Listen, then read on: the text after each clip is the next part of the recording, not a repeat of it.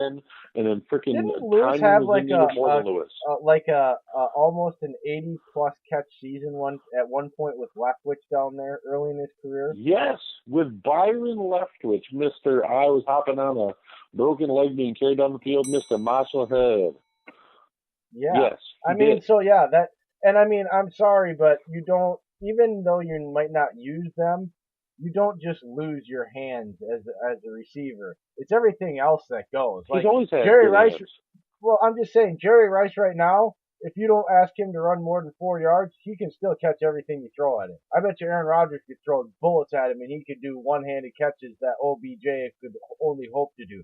Dude used to catch bricks from 3 stories down. Dog ain't losing his hand. You know what I'm saying? Like, No, Lewis is going to be very valuable in this offense. And I mean, all even Martellus Bennett, even though what the 8 games he was with us, I'll call it now. I mean, he's right on one point. McCarthy isn't a tight end friendly offensive guy. He doesn't know how to use it. He didn't. So neither did Edgar Bennett other when he was than the there. That's the Jermichael thing. Finley stretch, he seemed to figure out how to use Jermichael Finley, or was that Mr. Rogers always changing the Rogers, plays and that was an argument we had with Kyler Dunn's article, remember? For Finley calling him out, but yet Rogers came back and said, hey, who is the guy going through and teaching you all the routes on this offense and making you primary objective number one every time I came out of the huddle? I He knew I goes, could poke the bear. man, no, bad J. But anyways, I digress back to Trevor Davis does not need to be on the roster. It's just old. If he's a McCarthy guy, he's a Thompson guy. Guti has gritted the offense and the defense of that.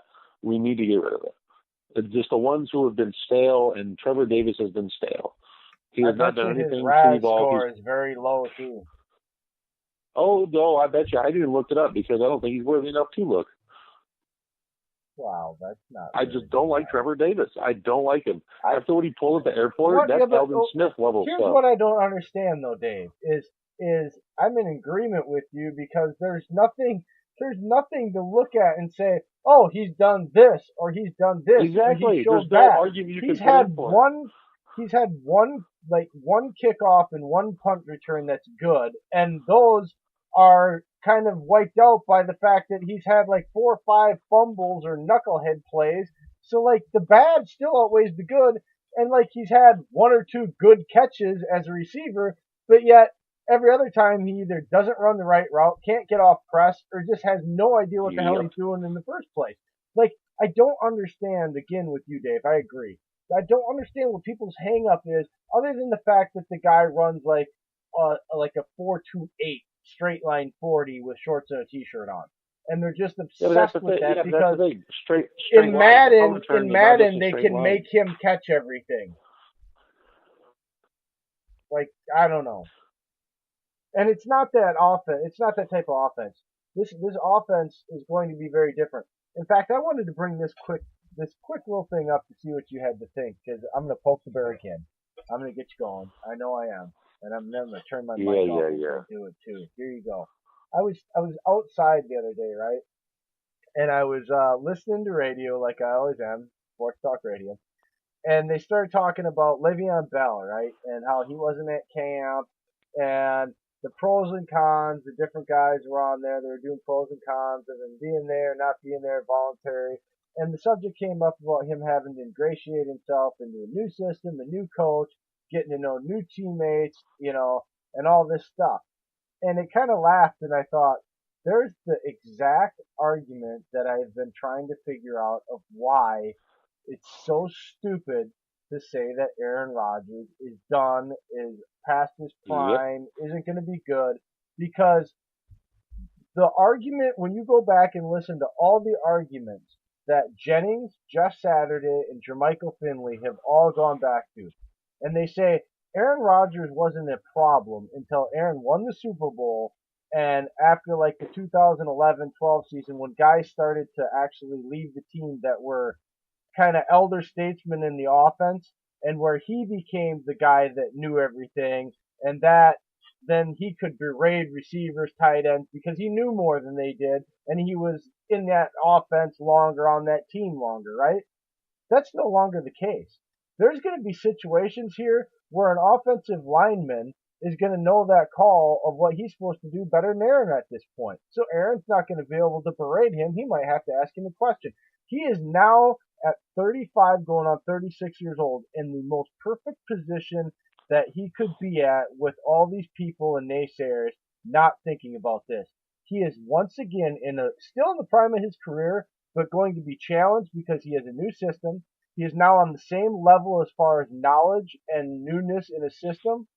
And on a team, even though he's been in the league longer, he is essentially a rookie with everybody else on his team. Therefore, it is going to be easier for him to get along with new rookies and the receivers, even that were there last year, because they're all in this together. It just was the biggest epiphany, Dave, that came to me, and I can't believe that I haven't heard it before. But it was so simple, and we've all been trying to dig and dig and dig for that and come up with all these other ways, and that's it right there. What do you got to say, Dave? I'm turning my mic off now because I know you're going to go. No, I'm not, and that's the thing. I agree with you on that. The fact that Rodgers, I mean, I'm going to go with a different angle with it. He's going to be motivated. You gave him a challenge now to learn a new offense that he's never been in. He's gonna go in full storm. He couldn't do that with McCarthy's offense before because it was the same old thing. It was going in. It was just I saw an interview yesterday with him talking about the new offensive coordinator and LaFleur going in, and Nathaniel Hackett had a brain part. Hackett and LaFleur went in and was showing all these clips to Rodgers and the offense, and it was all these big plays of their offense, just chunky yards, and he had the biggest grin on his face. Like he looked like he was excited to play in this offense, and I haven't seen that side of Rodgers in a while. All I'm going to say is have mercy on the NFL, Aaron Rodgers, because you are going to have that chip on your shoulder, and it's going to be fun to see. And especially at age 35, 36, it's like watching that Peyton Manning reborn again moment, you know?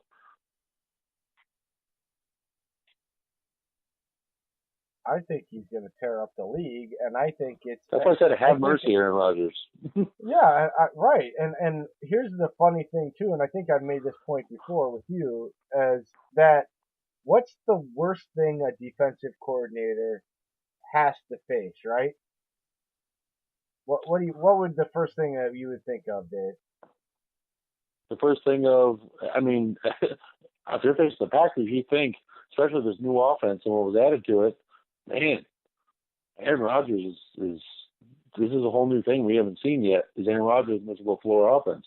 We've seen Matt Ryan in it. That's the worst thing. We've seen the other QBs, but now one of the best QB in the league, talent wise, we haven't ever seen this before. Because this is the worst thing. A defensive coordinator would, if they could wish one thing, it would be not to have to do this year. Is the first 4 opponents of this season, their defensive coordinators are probably going to age 10 years. They have no idea from a savvy veteran, all the tools, all the throws. This goes back to the GOAT stuff. Checks all the boxes, baby, can make all the throws. Has everything that a GM and coach dream about a quarterback being able to do. Absolutely, even at 35 years old and injury prone, can do anything you want him to do. Played on a broken leg and this you don't know what they're going to do in this offense, even with their personnel. You just don't know. And those first you don't know if they're going to come out in their first play and do a screen off to the right and dump off to Jamal Williams. You don't know if they're going to do a fake screen and then go back and look with a MBS 45-yard pass down the left sideline because of that 4.35 speed. Man, I can't wait to see. I don't even know what's going to happen. No Packers fan knows what's going to happen with this offense, and I think LaFleur is going to have even Packers fans guessing. That's what I think.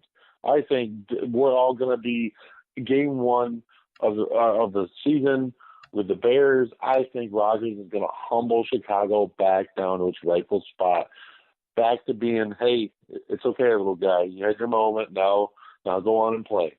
I think he's going to go on and completely humble Chicago, especially Well, let's because the go into one that a little guy, bit. Let's the go into a the little hold bit on, of season hold on, prediction.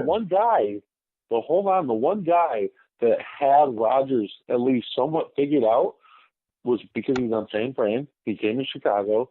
Was Vic Fangio. He's gone, people. Completely in a different conference. Yes, we play him this year. Once in every 4 years. I got it. But the next 3 years after, we don't have to deal with him.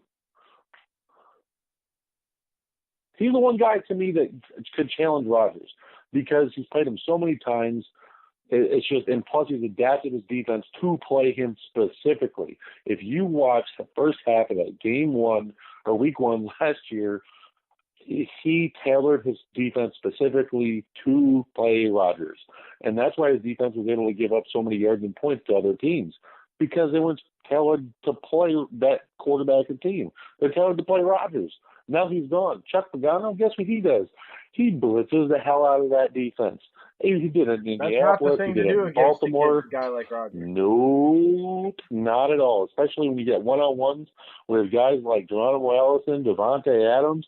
Oh, yeah. How about the new kid, Jay Sternberger, or one of my favorites, Equanimeous St. Brown?